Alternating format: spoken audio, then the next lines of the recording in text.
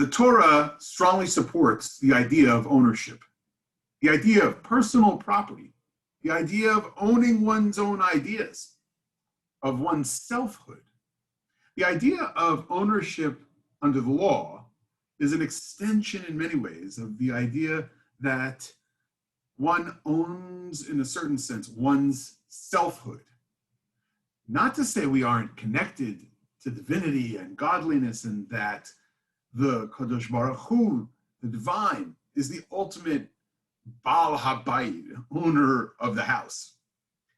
But we have this great gift of moral agency, individual destiny, and systems of economics and law that recognize the individual's place, who can take possession, who can sell, who can buy, who can acquire, who can share an idea that can be owned by an individual, and all the requisite structural kind of equations that need to be developed in order to amplify those matters and set them into motion vis-a-vis societies, Torah supports very deeply. That is to say from the outset that Torah is not a communist manifesto. As communitarian as Torah is, it's not communist, which makes the whole enterprise of Shemitah, as found in Leviticus 25, very interesting. Because the Shemitah concept, letting the land lie fallow, is more than just an agricultural land management policy idea. Shemitah comes along, and according to Rashi, is a system that is introduced into Israel and into the Jewish people's experience of the land to create just enough humility in the system of private ownership that we come to understand that as much as we are owners, the ultimate balabait, the ultimate master of the house, is God. It says in chapter 6 of chapter 25, verse 6 of Leviticus, "V'hayita Shabbat ha'aretz lechem le'ochla lecha u'la'avdecha u'la'amatecha u'l'sechircha u'l'toshavcha hagarim imach." The resting of the land shall be once in that 7-year cycle, the 7th year. But when the land rests, the product of that land, without your sowing and reaping and harvesting and pruning and collecting of the grapevines, the product that still grows, the yield that still is there, shall be for you, for your servants, your slaves, your handmaidens, your hired workers, the ones who reside with you on that tract of land.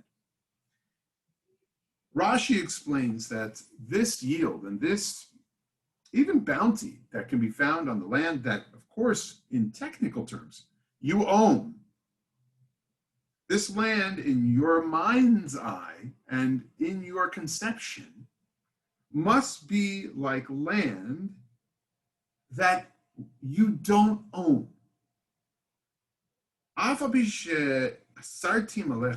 Though I forbid different works or workings of the land when it comes to this tract of property,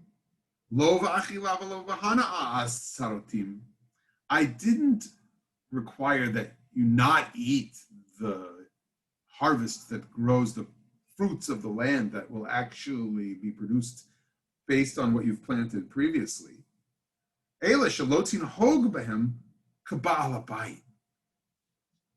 Only that you should not treat them as an owner does.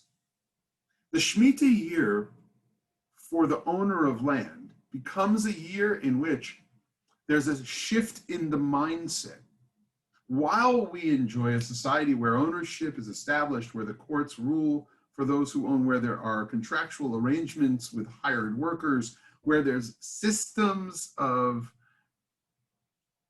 how we bring fruit and grapes and crops to market, we in the 7th year allow all who reside with us, anyone in our households, we allow everyone equal access to that harvest. In that way, there's a reminder that ownership is granted to us by God. We must keep the system from making us lord over others. In that way, the Torah is teaching about communitarian values, watching out for one's brothers, one's sisters, the sojourners who live among us, the Jews and the non-Jews alike, according to Rashi's commentary. How do we know the Torah is supportive of the idea, though, of private ownership? Well, in the 10 Commandments themselves, we are given the commandment, thou shalt not steal. That's even part of what are called the Noahide laws, given to all of humanity before the Jewish people is established and the whole system of Israelite law is established. Stealing implies that there was indeed a human principle, a foundational idea of civilization, that there would be ownership of everything from land to movable goods. The idea that the Torah sets into motion a civilization based on ownership could be said to be at the foundational structures, pillars of Western society. Let's look at one idea about ownership from John Locke. He posited that the ownership of one's labor is an extension of oneself. The ownership of goods and how we see them as part of our domain is because of the fruits of our labor, which is an extension of the self, which allows me to extend my ownership to those movable items, even those movable items, which are beyond the material self, but part of what one self is allowed to acquire. The acquisition of property in general, that's an outgrowth of self-ownership.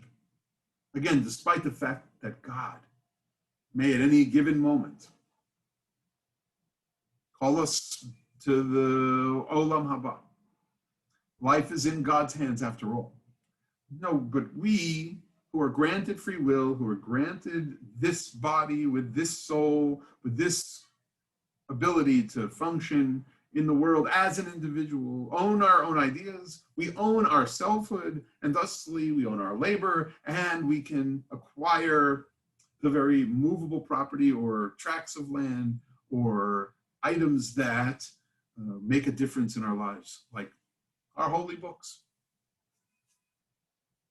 The labor of his body and the work of his hands, we may say, are properly his. This is Locke. Whatsoever then he removes out of the state that nature has provided and left it in, he has mixed his labor with and joined to it something that is his own, and thereby makes it his property. It being by him removed from the common state nature placed it in, it has by this labor something annexed to it that excludes the common right of other men. Essentially, because we ourselves, we can own. Shemitah comes along in the book of Leviticus to teach a powerful lesson, as Rashi commented and as the Rambam codifies. There's this foundational idea that we must let go of that produce which is growing in the 7th year. We must not see ourselves as lording over the hired workers, the sojourners who are not Jewish, the servants in the home who are on their way to becoming full-fledged members of the Jewish community, and those who have decided to work for someone in the ancient world in Torah, those who were in debt would come and serve a certain amount of time within the household of another Jewish owner. All of those people are to be seen as equal in their ownership of the produce of the land during that year. This institution allows one to remove oneself from the old ba'alut, from the yoke of ownership, and from that momentary kind of feeling that control is ours. Ultimate ba'alut, ultimate ownership, rests with us on the human plane. The seventh year, like a Sabbath cycle in our weeks, is called for in order to bring godliness and holiness into our engagement with the material world, with the land we manage and with the movable property that's ours. And this is the Torah's wisdom for our lives. That yes, we own. Yes, we have systems that recognize the great advantage of individual property rights and ownership and established ways of doing business in that light. And we have this sense that this is all a gift from the divine, and we've institutionalized it.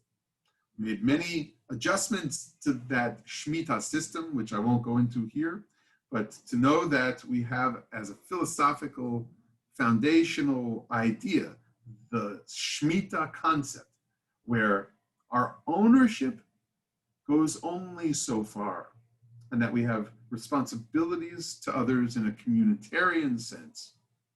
This is what the Torah's message to us is about as we finish reading the book of Leviticus this Shabbat. As we say when we finish every Torah reading, Chazak, Chazak, V'nit Chazek.